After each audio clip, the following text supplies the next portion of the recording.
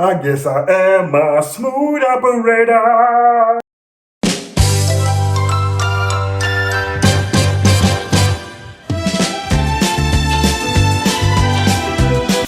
What up, everybody? Alfie here, aka Random Black Guy, aka Chocolate Face No Makeup, here with a quick review for the film Ghostbusters Afterlife.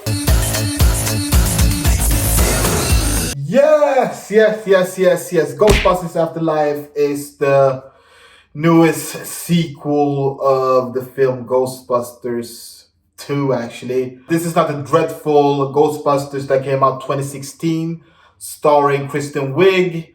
Who else? Leslie. I forgot their name. But it was a bunch of SNL people just being pretty much stupid. And also starring Chris Hemsworth. This time around, this film is directed by Jason Reitman. That is pretty much taking over the torch after his father directed the first film. That is a cult classic, Ivan Reitman. I am going to be a little bit skeptical, and that is because of the film's company, and that is Sony. Sony doesn't have the best track records when it comes to film overall. They have a lot of misses, to be honest, than hits. Get out of my office! They got Spider-Man in the baggage, but pretty much except that, every film they gave is pretty much mediocre or shit. So I've been having a little bit of a hate-love relationship with Sony. So when I heard that they were pretty much taking over and giving us this film, they gave us 2016 Ghostbusters. We already know about that shit fest. So yeah, I was skeptical. I'm not gonna lie, I was. Then I became a little bit more accepted after I heard that Jason Reitman was taking over. Jason Reitman is actually a pretty solid director. He done one of my favorite films, Up in the Air, starring George Clooney. Great film. I love that film.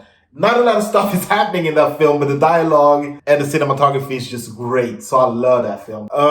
What is the plot of Ghostbusters Afterlife? Paul Rudd is in the cast. Finn Wolfhard from Stranger Things, and It is in this film also. McKenna Grace is also in this film, playing Ego's granddaughter. And also we got Carrie Coon. What is the plot about? Well, this time around, it's about a single mom and the two kids arriving to a new place. They start to realize that this place has tied to the group Ghostbusters and their legacy that the grandfather have left.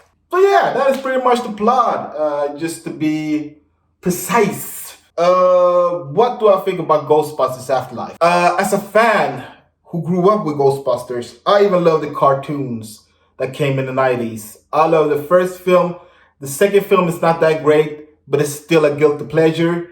And they have a great soundtrack. That soundtrack by Bobby Brown, awesome. Control. Every Ghostbusters fans know about that song. That song is dope. As a fan of Ghostbusters overall, who hated the 2016 version, I pretty much enjoy this film. I like it. This is a fan service film.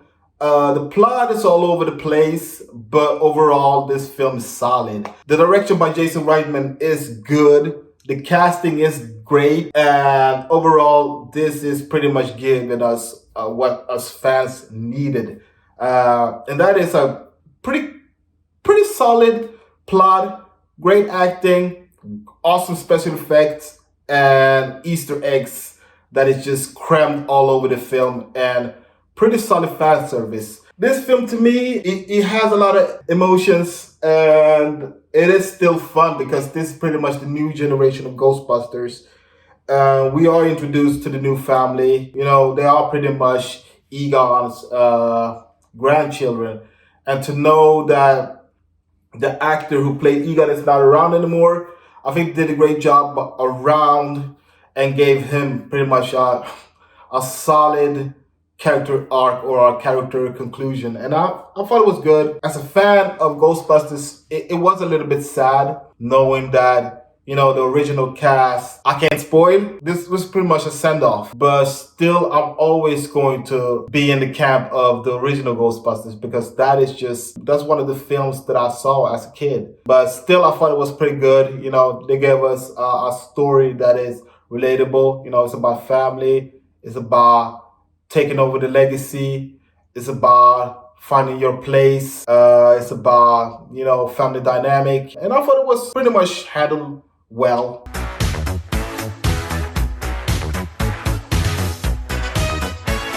The comedy is fine. It has some jokes that can be a little bit of a head scratch and pretty cringe, but I think that overall, it's a sweet, fun comedy, and it is lighthearted. That is one thing that kind of worked well with this film. It's not going to offend the newer fans, and it's not going to offend the older fans. It's keeping it safe. Would I be more happy if they took a little bit more risks? Yeah, I would. But yeah, the jokes are a little bit nerdy and cute. It can be a little bit too cute for my taste. In the end, I became diabetic after the jokes, so I gotta take my insulin shots just to survive, but it worked well. So this is pretty much what I would say the Suicide Squad of Suicide Squad 2016 Ghostbusters, if you know what I mean. So if you are a fan of Ghostbusters, you're probably gonna bring your kids to watch this, just so your kids can be a little bit more introduced, because the older one has a lot of horror elements. This one, like I said, it has, but not that much. Not that much at all. This is pretty cookie cutter. She's likable. She's pretty much the protagonist, the character we get to follow the most. And I like her. I even like the teacher, I don't remember the name, played by Paul Rudd. Paul Rudd is always funny. So he provides the most funniest scene. You've probably seen it on the trailer. And that is him being in the supermarket, Another scene that I really enjoy is pretty much the last 20 minutes with a car chase and a ghost. That scene was kind of nice.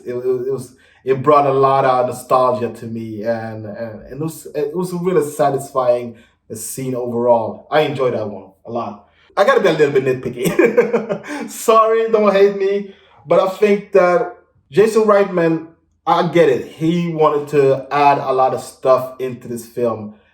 I think that this film needs a sequel, because he cramps a lot of stuff, a lot of Easter eggs, a new story, a story that has to be pretty much aligned with the older one, new characters, some recurring characters, newer ghosts, recurring ghost monsters, and it's just a lot of stuff. And doing that, it becomes a little bit all over the place. And I'd rather him giving us pretty much an original story than, giving us this story that has to be tied to the older one. But I get it, if you can't do that, you're probably going to be doomed like this. So I get it. But to me, it just feels like it was just too much of stuff that was happening in this film that it became a little bit jumbled. I like that this film has a lot of pretty much Steven Spielberg's reference type of. This film has a lot of ties to the Steven Spielberg. It feels like an old Steven Spielberg films. It has that E.T. element. It has the Goonies. It has the Emblem film, pretty much, if you know what I mean. It even reminds me of Super 8 and Stranger Things. So it was kind of nice to see that, kids taking over this it's pretty much, kids rescuing this place, this city, where it's reeking of, ghosts being all over the place and, wreaking havoc. So, it is what it is. But I don't know, man. I just think that overall, I wanted this film to just have a little bit of its own identity. That is the one recurring thing I always says, but that is how it is. If you want to, give us a different type of film in an existing property, then you got to do a little bit of taking risk. And I think they didn't do it. They were keeping it safe, to be honest. And it works well for what it is, but it's not that much of what I was expecting in a Ghostbusters film. So, my rating of Ghostbusters Afterlife. I'm going to give Ghostbusters Afterlife 2.7 out of 5. Yeah, like I said, it's a solid film. Do I enjoy it? Yeah, I did. Do I love it? No, I don't. But it's still a pretty fun film. You know, like I said, my favorite scene is the scene with the marshmallows characters and Paul Rudd. That scene is just funny. I love it. Um, the ending is not that good, to be honest. I just think that the ending, it felt like they just wanted to cram all of the reference and pretty much just give us bang bang ending for the kids rather than for the original fans. What else? I wanted a little bit more scares, a little bit more horror, and a little bit more serious tone to the film, even though it is dealing with family legacy and stuff like that. It was never dealt well.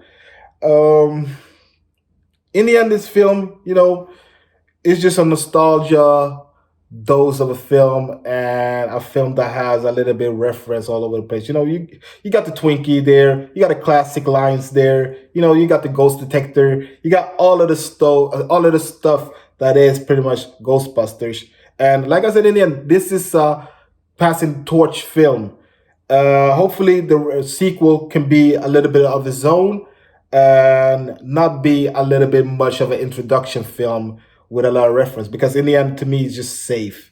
But the casting, the acting, it's good. It's good, especially for McKenna. I think she was really good. And Film Wolfhard, it was solid.